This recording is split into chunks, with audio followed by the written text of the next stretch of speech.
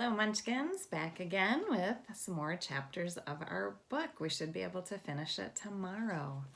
So we're on chapter 37. Readers are so messy. Tilly froze. What are you doing here? She asked.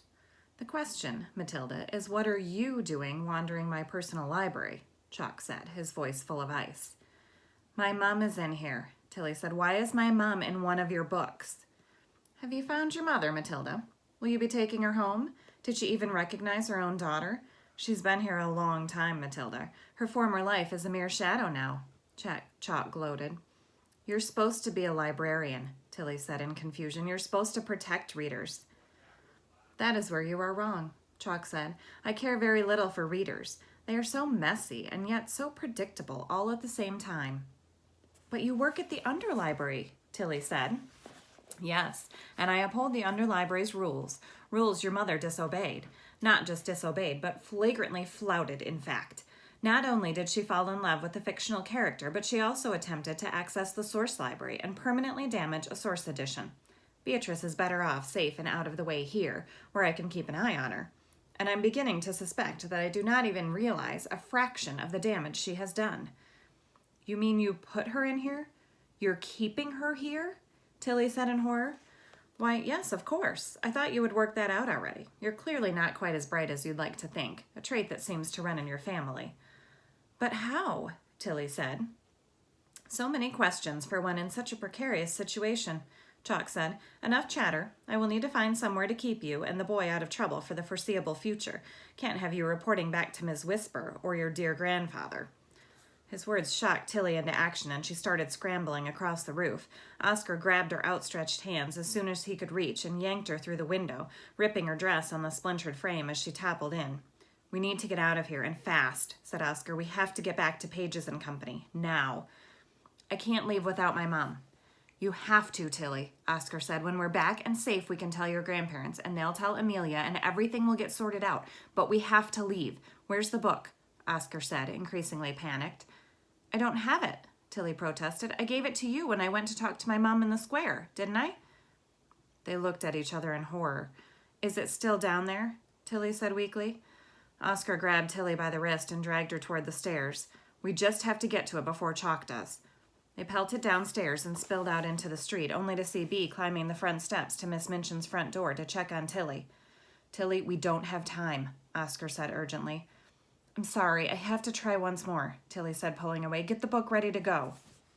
She ran up behind her mom, who turned at the sound of footsteps behind her. Oh, hello, my love. You're obviously feeling much better. Did Miss Minchin manage to track down your parents? I see she wasn't able to find you something warmer to wear, Bee said, frowning. I need you to come with me, Tilly said desperately. Please, I can explain later. Try to calm down, Matilda. Can you explain to me what's going on? Are you safe?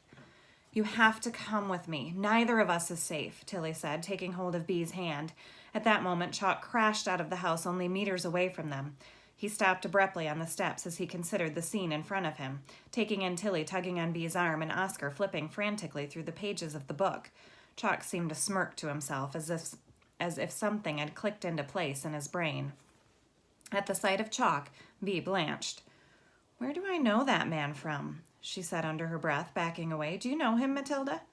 Yes, Tilly shouted. All of this is his fault, and we need to go. You have to come with me. Bee let herself be pulled toward Oscar, who was desperately smoothing out the final pages of the book as he ran toward his friend. He grabbed her and shoved the book at Tilly, who kept a tight hold of Bee with her other hand and started to read. No! Roared Chalk, and he lurched toward them as the damp streets of London started to fold down. And then they were standing, breathing heavily and damp from the drizzle, back in Chalk's office in the underlibrary. As soon as the room became solid around them, Bee slumped down against the wall in a faint. Tilly desperately shook her mum's hand, trying to revive her so they could work out how to get back home, but the air shimmered again only moments later. First things first, a familiar cold voice said. That book does not belong to you. And before Tilly could stop him, Chalk snatched it from her. I knew you couldn't be trusted the first time I laid eyes on you, Matilda. You're just like your mother and your grandparents. No respect for rules. And even worse than them, I am coming to suspect that you should not even exist at all. Your family has always thought you were above the rest of us, that your self-righteous moral compass was more important than the laws laid down by people who know much better than you, always spurred on by some crooked perspective on right and wrong. Who decides what's right and wrong anyway? Tilly and Oscar stared at him as he raved, spit flying from his mouth. I don't understand, Tilly stammered. What do you want? A life. The freedom to make my own choices and my own destiny, Chalk said. The things you take for granted and squander every single day. But what's stopping you having that, Tilly asked, and what's it got to do with us? Do you know, Matilda, the thing is, it didn't really need to be anything to do with you at all. If it wasn't for your mother sticking your nose where it wasn't wanted, we might never have got to this point. Matilda? A shaky voice said from behind them as Bee pulled herself to her feet. Tilly, Oscar, and Chalk whirled round to see her gritting her teeth as she struggled to stay standing while trying to figure out exactly what was going on. She took a deep breath, gave Tilly a reassuring if tearful smile that seemed to say, "Just hang on a little bit longer," before steeling herself and turning to Chalk. "Now, Enoch, it's only fair to tell them the whole story, don't you think? A life is the last thing I take for granted," she said, her voice stronger now. "I sacrificed more than you could ever know to ensure that Matilda had hers to live to its fullest, to have the choices and freedom she deserves, the choices and freedom you feel you have been robbed of. And how dare you lecture us on right and wrong and breaking rules?" "You see, Matilda, my darling girl," Bee said, maintaining her defiant eye contact with Chalk, "that man has no more right to live in the real world than any other character.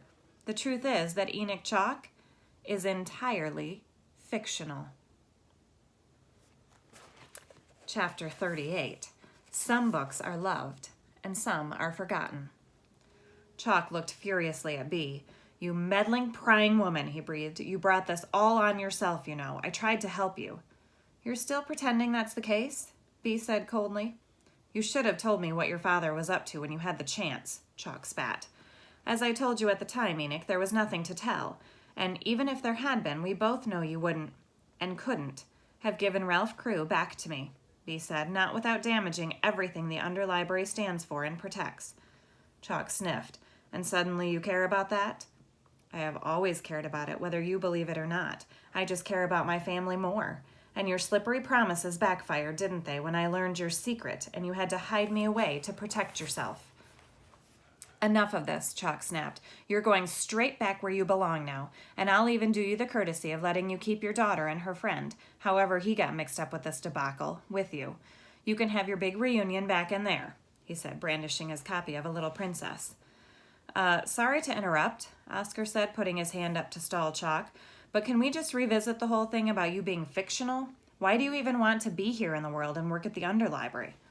Chalk grimaced. Readers are so fickle. They rally round the most undeserving of characters and cheer at the demise of the most admirable of men. It is not fair that some books are loved and some are forgotten, and it is not fair that I am vanquished on page 248 every single time. When the opportunity to escape presented itself, I merely took advantage of it.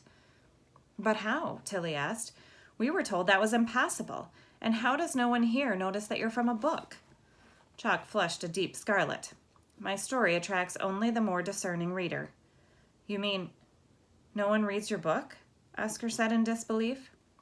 "One reader, Mr. Rowe," Chalk hissed, slamming his hand onto the desk. "I had one reader. I am entirely and completely out of print, so the copy from the source library is the only one containing my story. My predecessor as reference librarian was a weak man, but he served his purpose and allowed me to wander out of the pages of my book. He should have known better. There's a reason the source characters are so well protected here. We have a level of agency and power that an ordinary character can only dream of. And once I was out and had a taste of what this world had to offer, I simply made up my mind to stay. And so I sent him to one of my copies of a particularly bleak Charles Dickens novel to keep him out of the way. I imagine he's dead now," Chalk said casually. "It has been nearly 25 years, and Dickens' characters do not tend to last long, especially spineless ones." 25 years, Oscar repeated in disbelief. "How old are you?" "My author didn't have the depth of feeling to give me an age, but whatever age I am," Chalk said, "I have been for 25 years. I cannot age within the non-book world." "Why hasn't anyone noticed you not changing?" Tilly asked. "People rarely notice much outside their own heads. Humans are infinitely self-occupied. They also have a staggering capacity to internalize whatever is presented to them, even librarians who claim to have an imagination. Besides, I am owed infinite lifetimes of freedom and opportunity. But you know you can never truly have the life you're chasing, Bee said. You can only wander in books in the bookshops and libraries they give you access to. I thought characters couldn't wander in other books, Tilly said. Source characters can, Bee explained, a look of wonder on her face as she drank in the fiercely defiant 11-year-old girl standing in front of her. There are several things they can do that others can't. That's why the Source Library has such restricted access.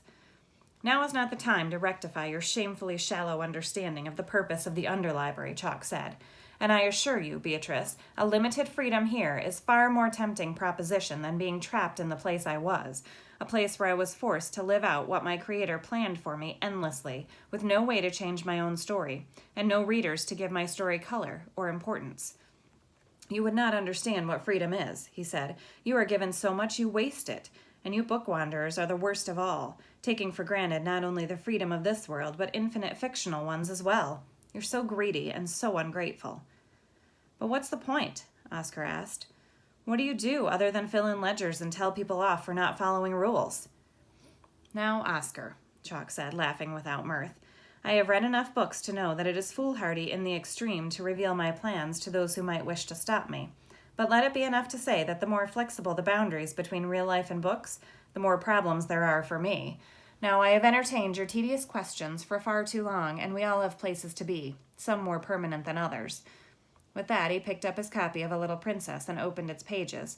In desperation, Oscar darted forward and slapped the book out of Chalk's hand and onto the floor.